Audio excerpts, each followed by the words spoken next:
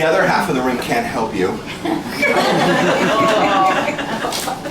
Because they're sitting there going, we have a 50% idea of what's about to happen, but we really don't know really what's going to fly out of that guy's face.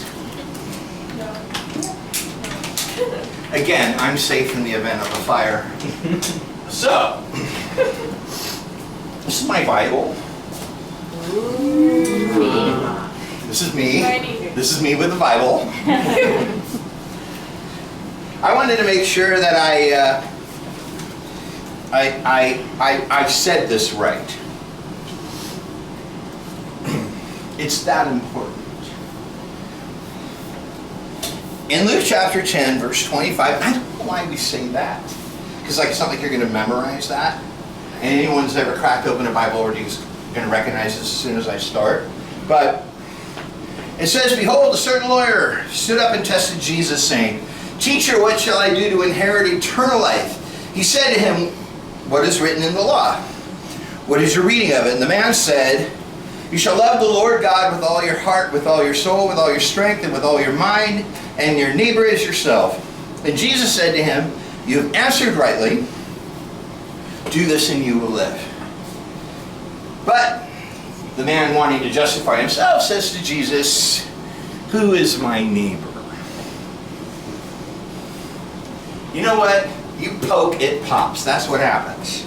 And Jesus answered and said, a certain man went down from Jerusalem to Jericho and fell among thieves, who stripped him of his clothing, wounded him, and departed, leaving him half dead. Now by chance, a certain priest came down the road, and when he saw him, he passed by on the other side. Likewise, a Levite, when he arrived at the place, came and looked and passed by on the other side. But a certain Samaritan, as he journeyed, came where he was, and when he saw him, he had compassion. So he went to him and bandaged his wounds, pouring on oil and wine, and he set him on his own animal, brought him to an inn, and took care of him. On the next day when he departed, he took out 2 denarii, gave them to the innkeeper, and said to him, take care of him, and whatever more you spend, when I come again, I will repay you. Recap. 1 walks by and does nothing. 2 walk by and do nothing. 3rd one walks by and helps. Takes the guy who's been beaten and robbed by thieves, puts him up in a nice hotel, jacuzzi suite, champagne. I embellish. You have your fantasies, I have mine. And so Jesus said, which one of these guys do you think was this man's neighbor? Since the guy had asked him, if we're supposed to love our neighbor as ourselves, who's our neighbor? And the man said, well, of course, it's the guy that helped him. The man who showed mercy on him. And Jesus said to him, go and do likewise. Can you all say, go and do likewise? Go and do likewise. Jesus is a funny fella. He already knows what he's going to be asked. And he already knows how he's going to answer it. And instead of answering it easy, he finds it easier to be hard. And he answers in such a way that he stirs the pot even worse than it was than the person who was trying to stir the pot to trick Jesus in the first place. The answer to the question isn't the answer, it's a question. Jesus should have, if he knew what he was doing, and I explain this to him daily, if he just listened to me, things would go a lot better. Seriously. But the answer to the question isn't who was his neighbor. And the answer that was given is not the correct answer. The answer is the one who helped him was his neighbor. That's not correct. The problem was that Jesus didn't ask the correct question. Jesus was asked, who is my neighbor? Jesus was asked, who is my neighbor? And he answered, so which one do you think was his neighbor? The answer to the question was, the man who was suffering is your neighbor. The man who was suffering. But Jesus flipped it on this guy, and the guy walked away going, okay, so the person that helps me is my neighbor. Unenlightened. And Jesus tripped the man up so much? This is a very popular passage of Scripture that teaches us to treat people well. But no one ever points out that Jesus didn't answer the question. The question is, who is my neighbor? And the answer Jesus gave him, so which one do you think was his neighbor? Unless I'm totally wrong. That can't be possible. I have a house full of people. Surely I'm not going to be wrong. And surely I'm not going to admit it unless I'm just goofing on you. And I'm going to say this. Jesus was the man that helped him. And the broken, robbed, destroyed, bloody man was the dumb shit asking the question, trying to trip up Jesus. Jesus was saying, I'm your neighbor now. I'm your neighbor now. This passage is not about how we're supposed to treat others. This passage is about how Jesus treats us. Remember, it's the Good Samaritan. The Samaritan was someone that the Jews were never allowed to associate with. Much like God becoming man and becoming one of us. Probably the stupidest animals on the planet. Alright, so let me recap. Someone runs up to Jesus and says, what do I need to do to obtain eternal life? And Jesus says, you need to find out who your neighbors are.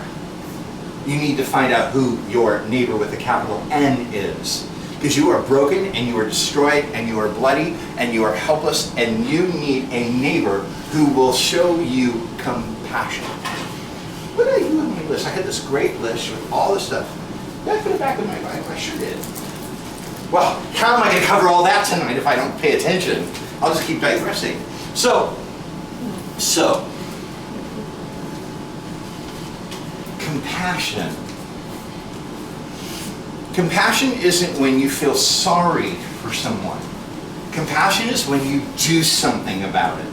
Compassion is a verb. We've heard love is a verb. If I said love is a verb, everyone understands. Compassion is a verb. Empathy. That's when you feel something. I empathize with you. I'll stay here. Compassion is acting on empathy with an action that actually does something to help the other person. Not check your box of guilt to make you feel like you did something good for God so you can go to sleep that night and leave the person on the street bloody. Well, I threw him a quarter.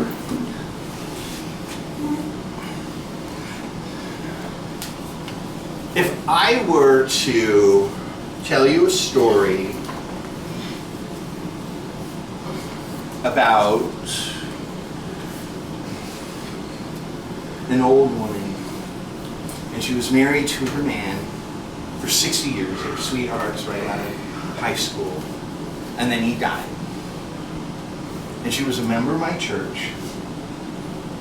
And after he died, and everyone ran up and hugged her, and the church made a big to-do for the funeral. And everyone said, we're going to be there for you. We're going to take care of you. We're going to call you. We're going to visit you. You're not going to be alone. And if I told you that nobody followed through, and this poor woman lived alone for the rest of her days, she eventually just never went out of her house because she couldn't drive anymore, and no one picked her up and took her to church, and nobody brought her a casserole, and nobody called her, and nobody cared. I start getting faces like the one I've seen over there. Like, oh my gosh, this is a horrible story. That's a story I made up. That's a story I just made up. But you're all kind of nodding and thinking about it because it's all too true in so many different scenarios. Well, I'm a businessman, and I know that for every one complaint you get, there's 100 people thinking. For every person that calls and asks about your business, 100 other people are thinking about calling your business. I understand these theories. So, to risk this being even more the Paisley show, I want to use myself as an example for something. Because I've been a Christian for 32 years. I can't tell anyone else's experience, but I can certainly tell you mine. I can certainly tell you what it's been like to be me. as a Christian for 32 years and me for 52 years. I can tell you what it was like. And I may not be the perfect example, but I'm an example. But I've been in ministry for the better part of those 32 years. And I've heard these stories from every single person I've counseled privately. So I'm going to say, I'm going to use me as the example. Because, well, I have a humdinger of a story to tell that trumps the old lady whose husband died. But I'm going to say this. It's my story, it's your story, it's their story, it's everybody's story. And everybody has stories like this. And people have stories like this that I'm on the bad end of, that they were hurt by me. Everybody has these stories.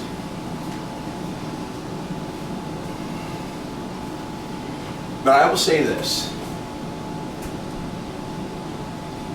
Anyone who's heard me speak before, anyone who knows me personally, knows that I have testimony upon testimony about Jesus.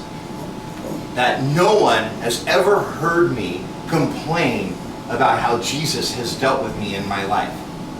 No one has ever heard me say, it's Jesus' fault this didn't work out. No one's ever heard me talk like that. Maybe God and I have had some one-on-ones that thankfully remain between us because there was stuff to talk about. However, I can say with total honesty and clarity that I've known such little compassion in this life that I'm not exactly sure that I can identify compassion in my own life. Now, I can say people were nice and people did this and people helped here and did this, but I'm not exactly sure that I can pinpoint compassion. And considering some of my closest friends are sitting in the room, I hope nobody's feelings are going to get hurt. If you know this doesn't apply to you, then God bless you, pray for people in the room and pray for people in TV land. But we all come into contact with people who feel the way I feel. And remember, the most important thing you're going to get out of a church environment is what you can serve others with, not racking your brains of how you're going to kiss Paisley's ass at the end of the sermon. Because I'm not going to read emails about this. I'm not going to take calls on this. I'm not going to do it. Post away all you want on my Facebook page. I'm not looking. The window of opportunity to do that, if you get convicted tonight of something you should have done, is closed. I'm closing it now. I could care less. I'm angry, but I'm so angry that it doesn't even matter anymore. I'm beyond angry because my son died. My son died a little less than 2 years ago. And I have no memory in my life of a lifetime of human compassion. I was abused at home to no relief. I was bullied in school to no relief. I became a Christian and I was on the outside looking in no matter how famous I got as a Christian and how important I got as a Christian. I've never been welcome in the Christian community. Even when I was on a pulpit, I've had ministers wait till I was done to tell everybody what a liar and a loser I was after performing. Stepping out in this ministry, of course, I got my ass kicked up and down all over the place. And I've spent 32 years of my life brown-nosing humanity for Christ. Acting like I like people I don't like, acting like I love people I'm trying to love, telling people I'm praying for them when I'm forgetting and I have to write myself notes because I could care less, just like everybody else, pushing the boulder up a hill for 32 years without any relief. And at the end of my season of raising my children, and they're all off at college, and I finally at 50 years old have my life back, my son gets killed. The world destroyed forevermore. Gosh, if I said I had found out I had brain cancer and nobody did anything about it, everyone would get it. I would kill to trade in what I'm dealing with for brain cancer. I would kill for anything other than what I live with. Flat out. It is as bad as you've heard, times infinity. And the only good news is tomorrow is worse than today. That's the only good news, is you think today was bad, wait till you see what tomorrow is like. Because it just accumulates. Like all the relationships in your life, they accumulate. It never goes away when it's your kid. It just grows and grows and grows. When his funeral happened, and the place was packed, I sat in the front row with my daughters, and they looked at me, and I don't remember who it was who said, but one of them said, what are you going to do with this or something? Like, what are you going to do about this room? And I said, let's just crouch down. And we all kind of crouched down and kind of huddled. And I said, but I need you guys to look around the room, because you're never going to see any of these people ever again. This is it. This is it. This is it. And this is it. That it's going to be silent. It's going to be nothing. And by a year from now, this will not have happened in anyone's lives except ours. What keeps it alive in my relationships is me bringing it up. Now that's partly, mostly fairly, because I tell people to stop bugging me about it. I have a brain tumor. What do I know? What do I know what I need? All I know is at the end of the day, I spent almost 2 years in isolation and silence. In isolation and silence. Excluding certain people at certain times or certain people the entire time. Humanity has completely deserted me. Completely deserted me. And I want to be clear, we're not throwing a pity party. I mean, yeah, we are. But we're not, that's not at the center of this. Because what I didn't do was act like I was fine and tell everyone I was fine, let's all move on. You can watch the video of what I said at my son's funeral. And I said at his funeral, do not leave us alone. Do not let this be the last time we see all of you or hear from all of you. We're about to face the most isolating isolation mankind can know. And we're going to be all alone. Not only did I do that, anyone's on my email blast list, I sent out nothing less than 1 email a month saying how hard it was, and saying how financially awful it was, and saying how deserted we felt. I did communicate that. I communicated it to everybody who would talk to me on planet Earth. I communicated it. I called over 12 ministers that I know, and not one met with me. Most didn't even return my calls or email. And when I confronted them about it, they not only unfriended, they blocked me on Facebook. Anyone who knows me, I yell, I need help. I want help. I need money. I need something. I need to talk. I need help.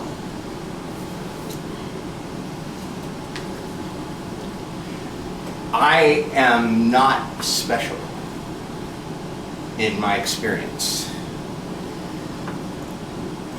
But it is what happened. And it's what's still happening. This will go on YouTube, and I will get over 100 people contact me telling me their excuses. 100! Look what happens when I post on Facebook. Within 20 minutes, the response. Look how many people love me. Look how many people contact me and ask for directions tonight who didn't come through that door. I stalled. Poor Ed. I stalled because people were coming still. It's not poor me. Because someone did visit me. And someone did sit with me every second. And that was Jesus. I am a man of God. I serve God. And my son died. Talk about testing my relationship with the Lord. Because if there's anyone I should be pissed off at, it should be God. There is no reason people shouldn't be mad at God when this happens in their life. I pray for my daughters every day. I pray for their safety. I literally roll my eyes when I do it. I'm like, okay, I'm going to pray for my daughter's safety now, God. Let's just try not to snicker at the ludicrous irony of me praying for their safety, considering I prayed for my son's safety and how that went. I have every reason to be angry. I have every reason to be bitter.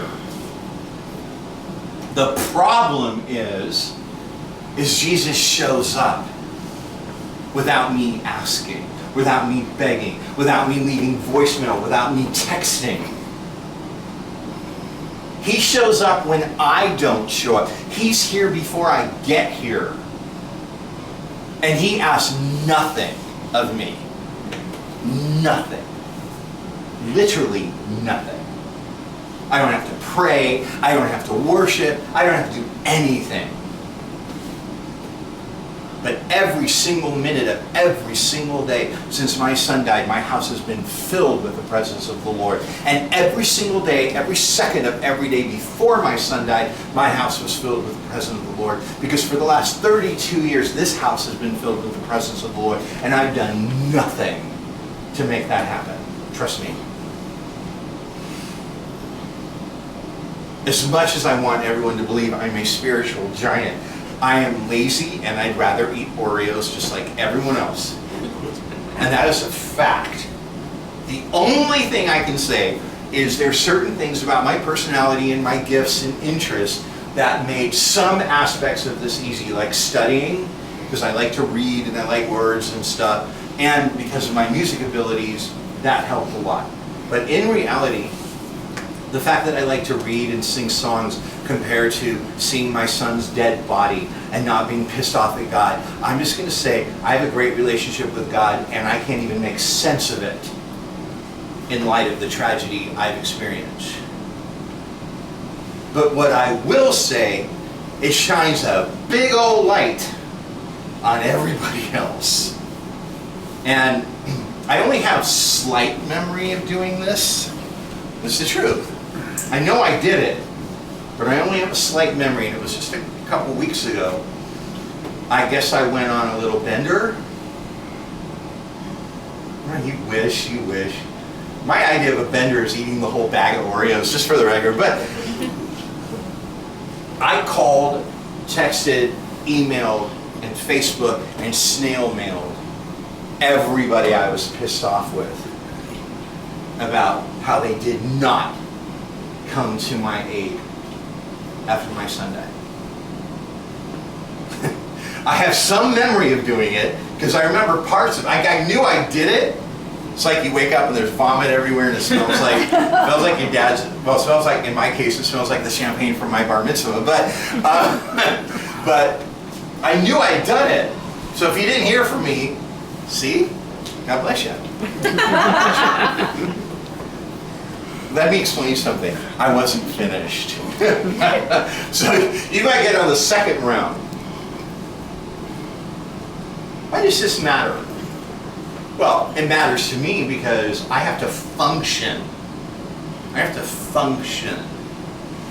Not only with having lost a child, but also with having lost my concept of friends and family and church.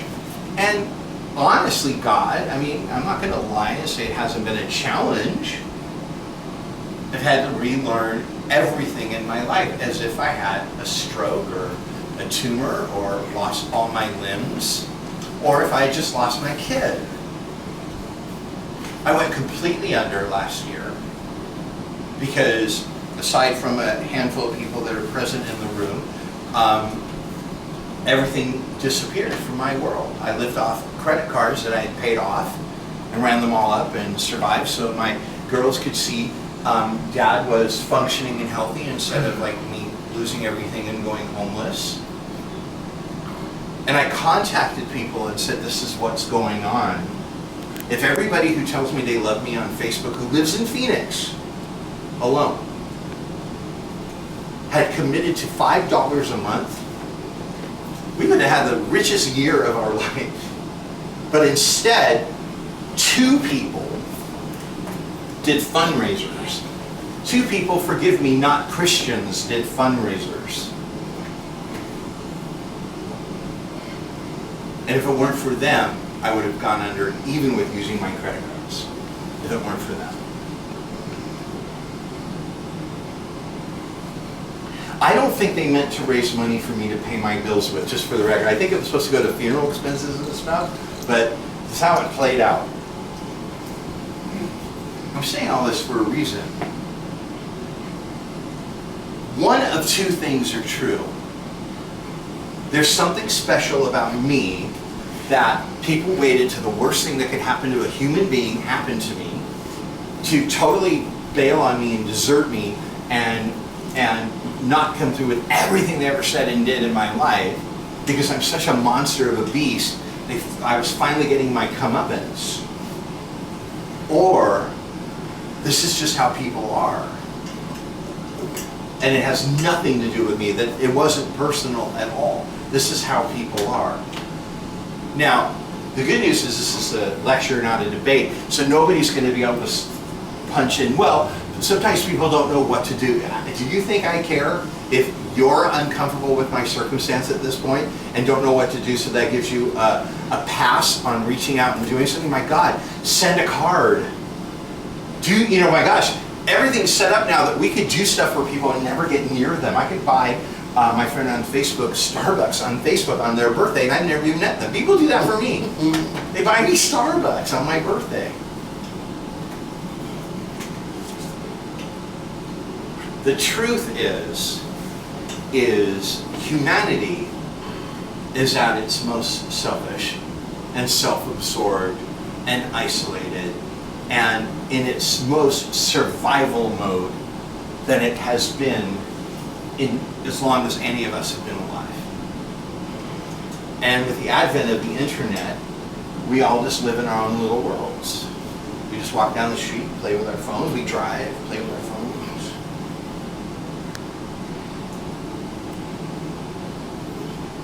The problem is there's still a God, and there's still a Jesus, and there's still a responsibility, and there's still an expectation.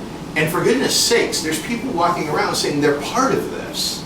We're walking around saying we're part of the family of God. No, you are not.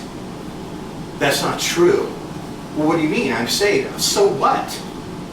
Adam is saved. Judas is saved. You're not special.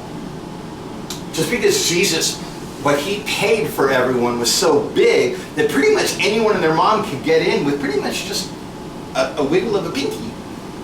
Doesn't mean you're a good person, and sure as hell doesn't mean you're a good Christian.